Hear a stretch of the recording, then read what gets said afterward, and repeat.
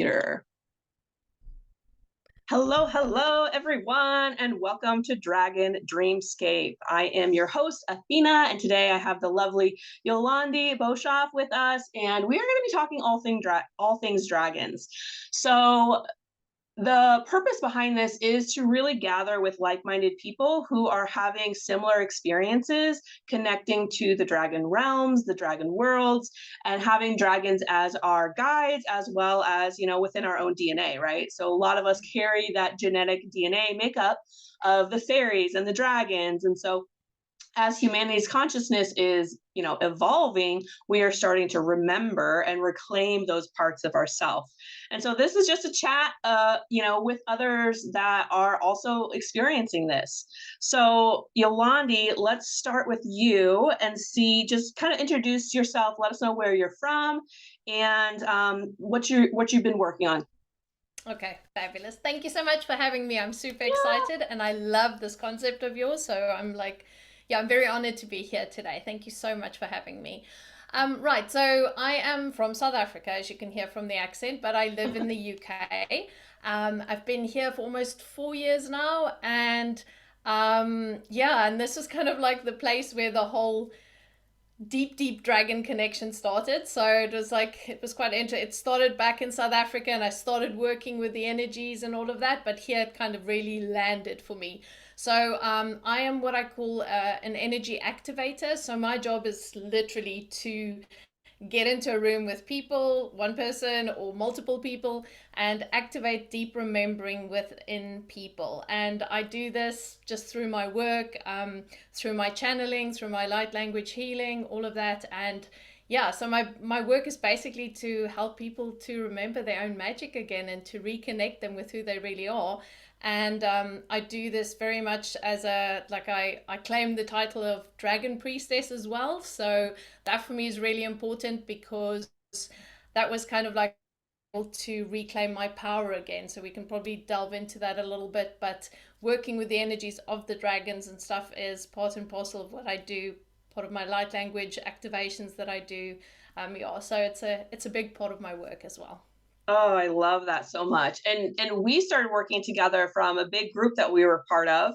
And then it's funny, I actually was guided to go live and speak light language in front of in this group of 6,000 mystics. And I was so nervous because I had no idea what I was doing. And it just so happened that Yolandi had watched that and reached out. And then after that, we've just been friends. Like we're just like soul family. So Yeah. um and you helped me to really remember my ability to use my voice and to help me kind of gain confidence into actually speaking it in front of other people, because at first I was like, I'm very spirit led, as many of us are. And but sometimes you still have to get that courage to speak it out loud. And so I love that about how we connected, and it was just so synchronistic, and it was really beautiful. So let's talk about a little bit about, how did you actually start becoming aware of the dragon consciousness? I mean, you said you kind of felt the energies, but what was that aha moment that you had where things started to click? Oh man. So the very first time that I connected with dragon energy was back home in South Africa, and I was working with a client in my beautiful healing room that I had there, and I was doing like a hands-on session, and I was already then obviously channeling light language and stuff. I've been doing it for quite a few years, and as I was stood there, my body literally started moving in the weirdest way, and my hands started like making these, like it's almost contorting into these claws, and I was watching myself and I could feel this big energy coming through me towards this person, and I'm like, what the hell's happening? And it was so weird. And then I was like, okay, I feel like a dragon, like I'm standing here and I can feel this energy. And I'd never worked with the dragons before. I'd never even thought about it. I mean, you think about dragons, you think about mythical creatures and Yeah. fairy tales and all that good stuff. And I was just like, oh my God. Um, and so I was just like, okay, this felt big. And a good friend of mine who's also a mystic and she's a clairvoyant and stuff, I went to her and I said, listen, something really weird happened. And she's like, why are there dragons in the room? What's happening? And I'm like, this is it. Like I could feel this, but I didn't know what it was. And then I was just like, okay, so there's obviously this energy that wants to connect with me. And so I just allowed it to basically come through. So I was just like, because that's just how I roll. I kind of love to experiment with new energies and to see what happens because I'm a little bit curious like that. And so I just allowed it. And for many years, goodness me, probably about 4 years or so, that I just ended up like working with the energy of these beautiful beings that channeled through me, and through my light language and stuff, and never really like understanding what it was, but just like I knew that I had to work with this energy. And then when I got here to the UK, I had this crazy like vision one night in my bedroom. I literally had this like big black dragon coming out of the earth, Oh my and God. I'm like, what the hell just happened? And I could see this like energy rising out of the UK, and I'm like, okay, what is going on? And then it was that I started, because at that stage I was starting to working with my like with channeling and understanding and like my clairvoyant abilities and stuff, and I was like, I need to understand this. I need to know what the dragon energy is about. And then basically, when I decided to kind of commit myself to understanding it more deeper, that is when I got into the space of deeply working with them, starting to get messages from them, starting to understand their role in the universe, what they're doing on the earth. And then I had a beautiful experience of basically being asked to be a dragon priestess again by my higher self. So, which I then took on, and I just basically went, that's it. I'll take that on, and that's the energy that I'm working in now.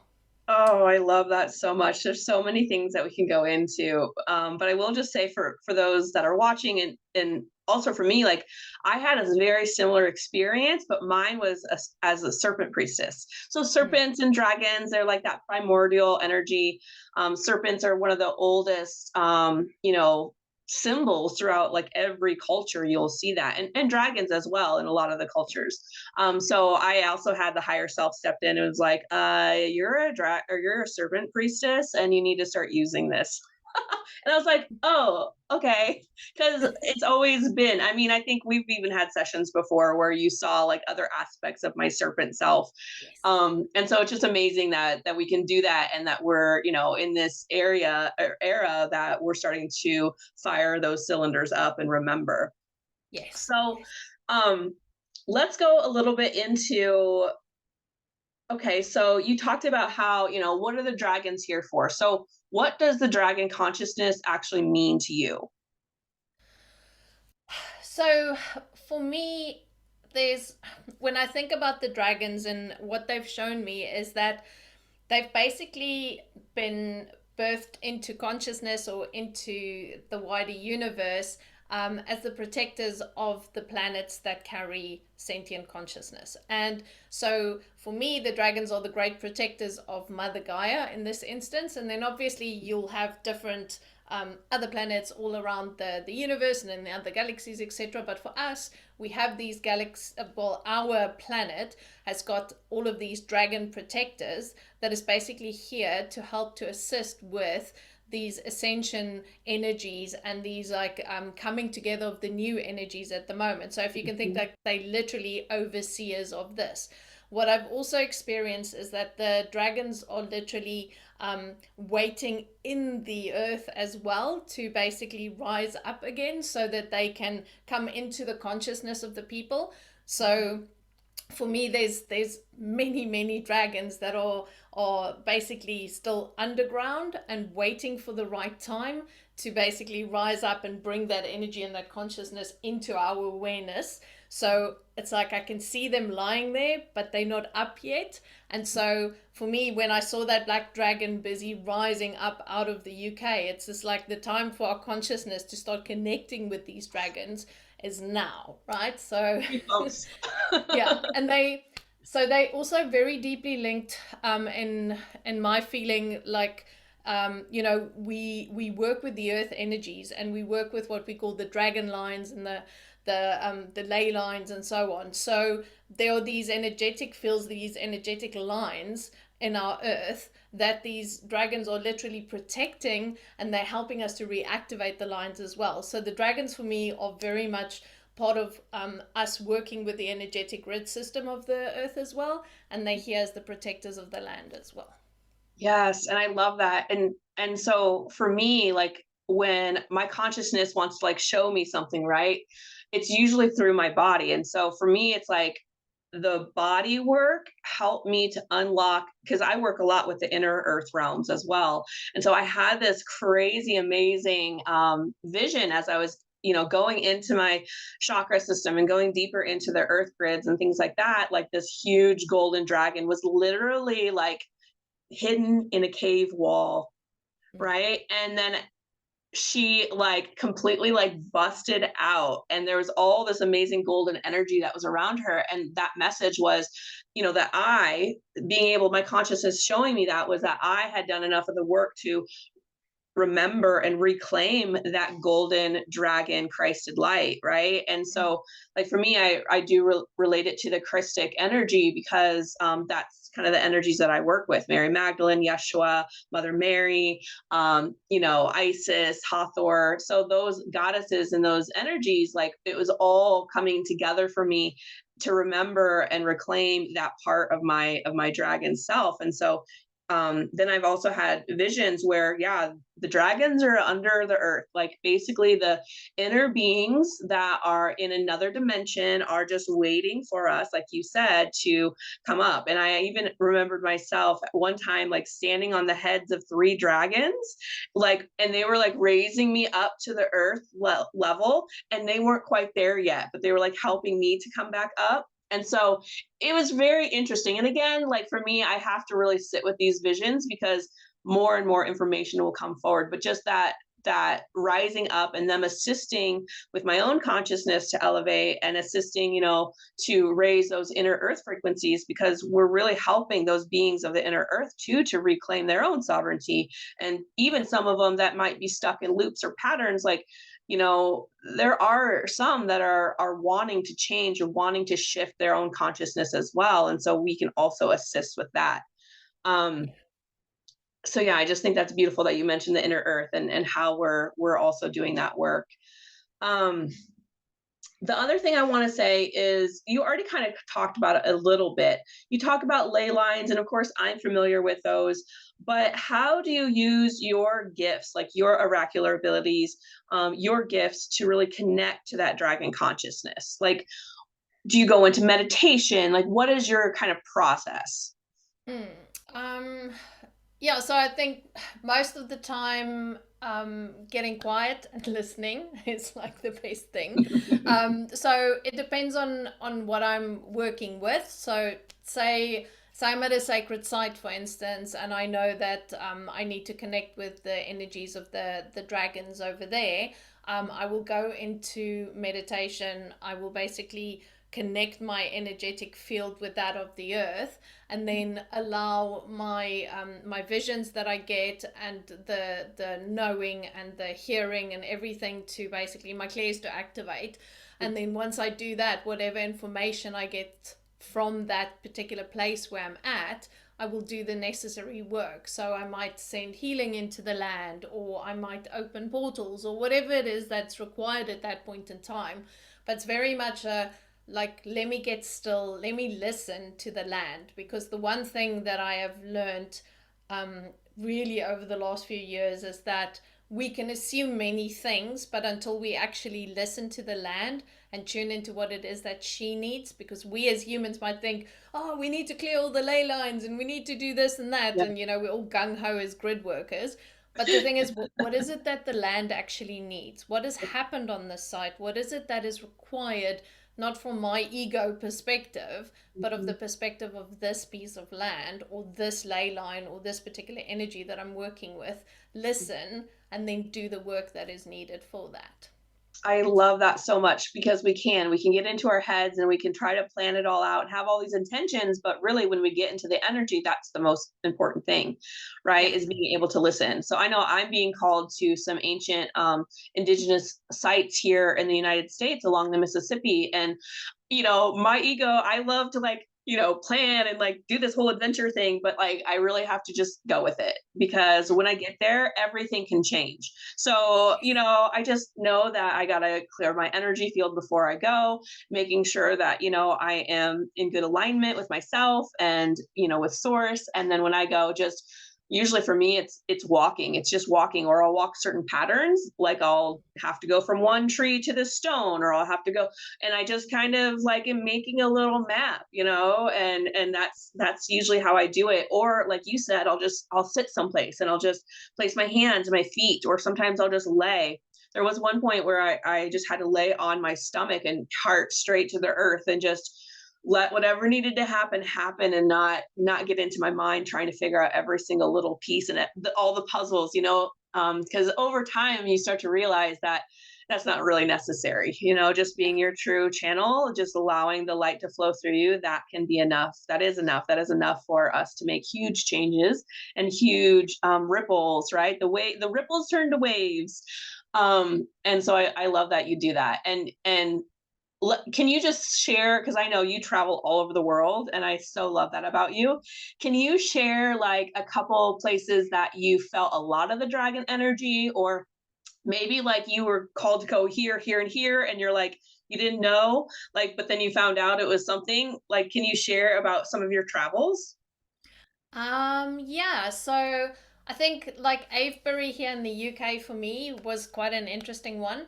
Um, so for me, it's got a real beautiful, like, mother being held energy. Um, but I kept seeing like the dragons there, and I kept like being like, okay, well, what's going on here? And like tuning into the energy of the site. And I felt like it was very there was an explosion of energy that I could see, and I could feel like that there was lots of energy coming together there that was kind of like, wanting to be experienced and to be released and all of that. And then what I did was, okay, so I went and I had this experience, and I'm like, okay, this is kind of weird, I don't understand it. And then I decided to do some research on the site to understand what it was about. And when I saw the actual layout of the site, I realized that it was basically like shaped like in a real serpent dragon like energy.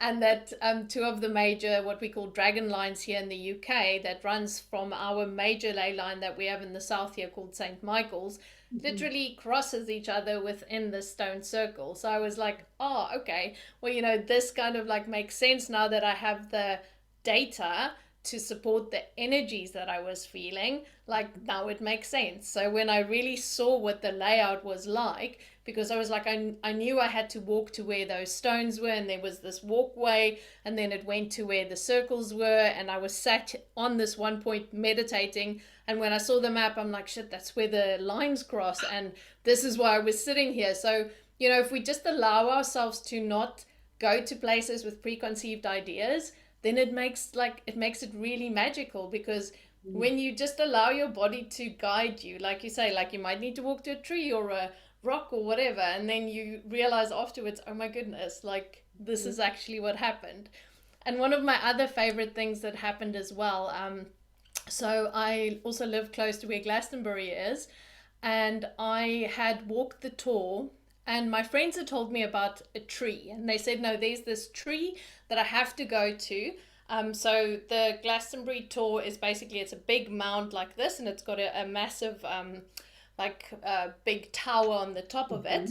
And the mound is basically like a labyrinth, right? So it's got these concentric circles around it.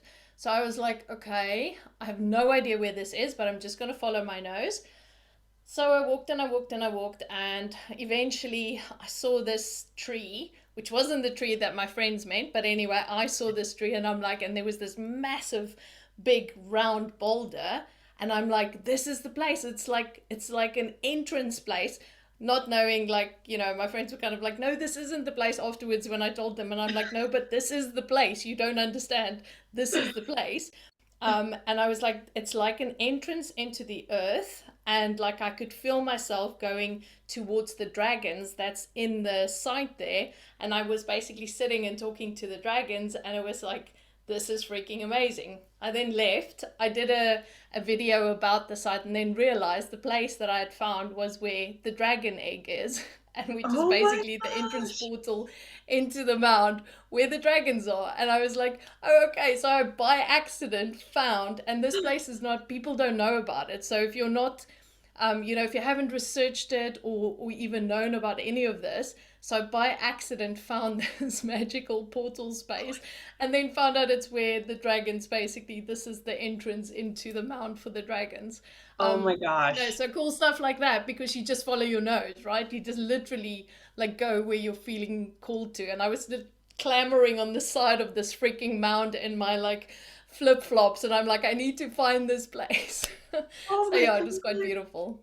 Oh, I love that so much. And I'm glad you brought those places up because I've been working a lot with the interdimensional beings. Some will call them the she, the fae, the shining ones, right? Like remembering my connections to them.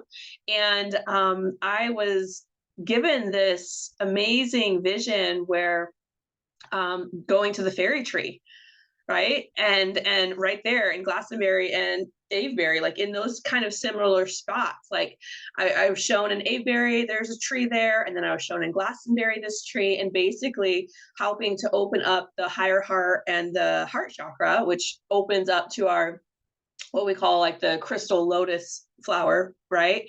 And so really anchoring in that energy. And then what I saw, I led a group through this like distance, right? Not going there, but from, all through our third eye. We were able to remotely send energy and healing down the root system into all the water molecules of the inner earth. And then we did the same thing for as the trees went up into the universe, we were reaching into all the plasma and all the water molecules of space basically. And so we had this whole heaven and earth connection through our heart, and it was so powerful. And like I can kind of feel like the dragons with us and beside us, and seeing the shining ones. It was like we're all standing around these trees like doing this work, and it was just so beautiful. So I've never been there, but like my soul has, but I haven't in this lifetime. One day, You'll come I'll and get visit there. me still. But I there's will. definitely, so especially with Glastonbury Tor, so you've got the Chalice Well is literally at the foot of the Tor, right? So there's two streams of water that's coming out of this. So we have got like the white spring and the red spring, and Yeah. it's masses of water that's literally like gushing out of there. So there's a huge amount of water underneath the mound. It's literally just like, gushing out of this mound. It just doesn't stop. So if you ever go to the White Spring, you'll just feel yourself. I mean, that water is freaking magical. I mean, that is like Mhm. pure energy. And I mean, a lot of the legends and stuff on Glasgow is about like the fairies and stuff and how they live underneath there as well, So I've only recently, like, I've started tapping a little bit into the Fae energy and stuff. So it's not really my go-to. Not But yet. they definitely there. Yeah. I Wait do till feel, after this however, conversation. Wait till after this conversation. Usually, that's how it works. You have these kind of conversations, and it opens up another remembrance. So, yeah, just wait. exactly. Yeah, because I remember past lives being a priestess of Avalon. Like I can remember us fully dressed and doing these circles around these trees, and helping, like just being in those other realms and being able to navigate both. Like they say, the mists of Avalon and parting the mists. And I've had like visuals and experiences of actually doing that and just remembering it. So I think that's not just myth and legend, but I think there is definitely truth behind that. Yeah. Do you have any connections to like the Avalon? I mean, since you live there, have you been journeying deeper into that? I mean, it's definitely one of my favorite places to go and visit, because you're literally, again, like, you're right on the ley line. So the Chalice Well holds a very deep place in my heart. Um, when I After I basically became a dragon priestess, I was also shown about like how they used to initiate the priestesses in Avalon, but also the dragon priestesses with the help of Merlin and those guys, like to using those energies. So, you know, activating the priestesses there in Avalon to serve the dragon mother basically.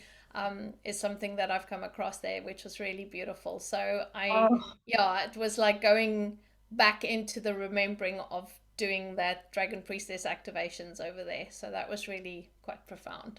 that's beautiful. And do you feel like having that memory, is that like igniting something to help others along the priestess path? Like, do you feel like you're here to do that in a way, like help to activate others to remembering specifically their dragon priestess? Do you think that's Yes. something that you're, yeah, yeah. Yeah. So I'm doing that at present, and it's always like, you know, when the people get to you, who the ones are. So it's not something like I actively speak about or that I go out and go, oh, advertise, I like, you know, initiate the dragon priestesses.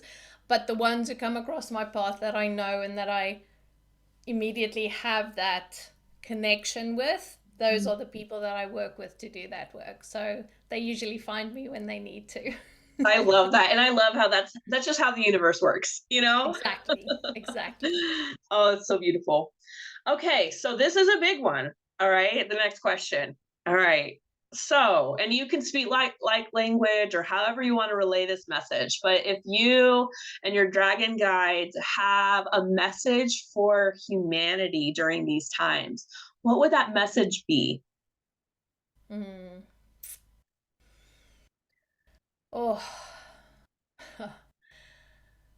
So one of the things that's really been like deeply stirring within me at the moment is this preparation phase that we're going through now. It's like we're at the end of this cycle that we've been in, where we have done the work, where we have literally gone and done the work to reconnect with ourselves, to do the deep inner work, to really get like going and like heal all the old wounds, etc. And the one thing that my guides keep on going on about is like, you're finishing off the work now because you're preparing yourself to move into bring through the new earth energies now. Okay, so all of us, basically the light workers, all of that is like we're getting ready to be able to hold the light, to hold the energy, to hold the vibrations and the frequencies of the new energies that's coming in. So as we are stepping into this, so I feel like the next couple of years is a big preparation phase for all of us so that we can help people to step up. So as people are waking up, basically think about us as the people who are going to be holding the hands of the other people. We're basically pulling them up and going, come on, we know what we've been doing the work, we can help you to get there. So I think it's really important that those light workers feeling the call now, those what, like if you are in that space where you are starting to reconnect with yourself, to remember, you're going to be one of the people who's helping the other people up out of the ditch, right? Like that's just how it feels to me. And my guides keep going on about like we're preparing ourselves, we're preparing ourselves. So if you've been doing this work for a while and you've been going through your healing processes, just know that this is the time. This is why it's so important that you get back into that devotional space again.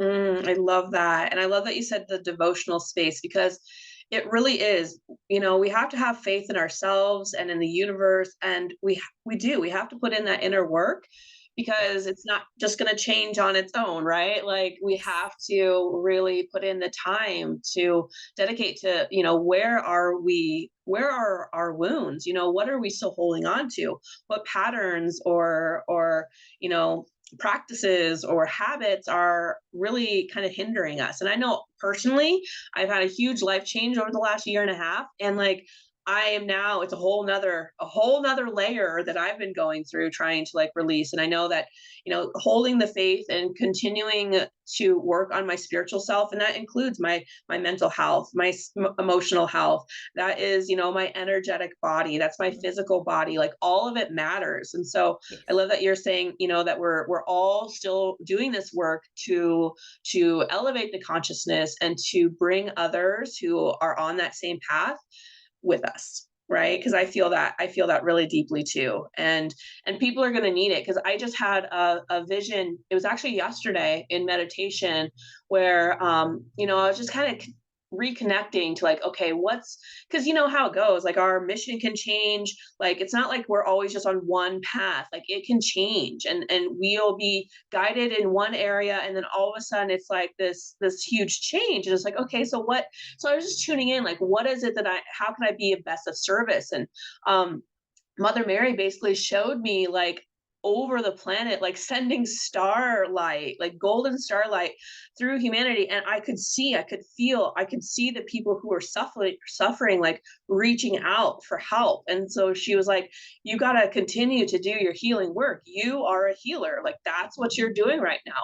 Continue to do that. And not getting in our heads like, yes, I'm going to heal the world, and not being like that martyr kind of energy where we're putting our mission and everything into it, but also being able to balance it with our everyday life and experience and have fun and joy, but then also doing that bigger work too, where we're sending that healing, where we're raining down starlight, whatever, down to those who need it. And that we just got to keep on going, because the world really does need it. We're There's a lot of suffering that's still happening, Yeah, and yeah, even us that do our work are still going through the suffering. It's not like we're void of that. Like we still feel those pains, but I feel like we are better equipped to be able to navigate through them and to embrace those parts of ourselves, so we can yeah, really help those others who need it. So yeah. I love that you brought that up. Is there anything else about what we've discussed today, or any other thing that you want to speak of while you have the space? Oh yeah. So I think something that has been also been on my mind a lot lately, and I mean, you know, people who know you, people who know me, or you might sometimes think, oh my goodness, these guys are up there in these realms and they're doing all these things, etc.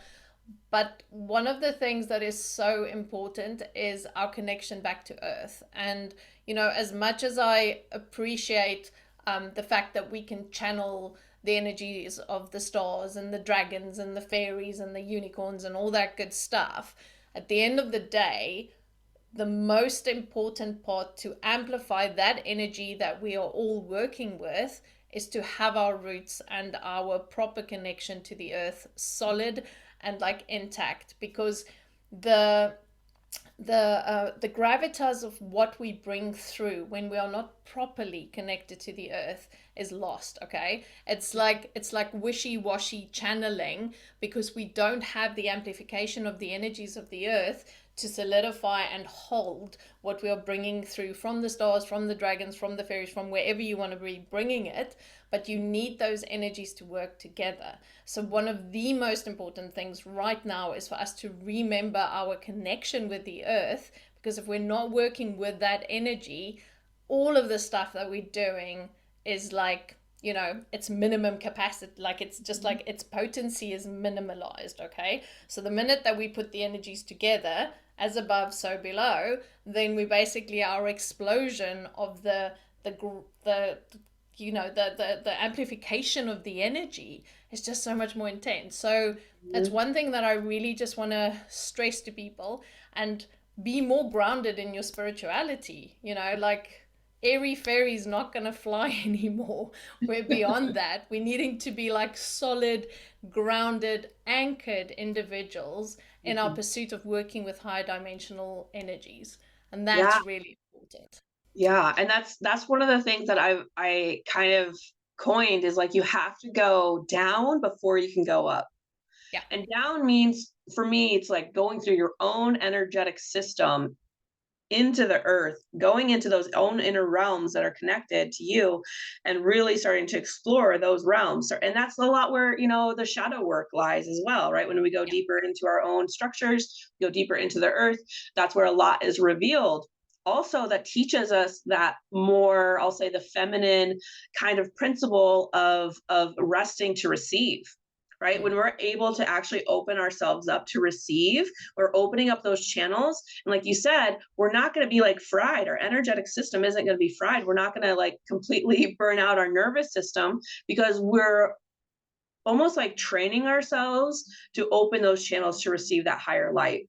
Yeah. So I Yeah. love that you said that because I mean, even me when I first started out, like I get really excited. I like have Sagittarius moon, so I'm like an adventurer when it comes to this stuff, and I'm like, I want to find it all out.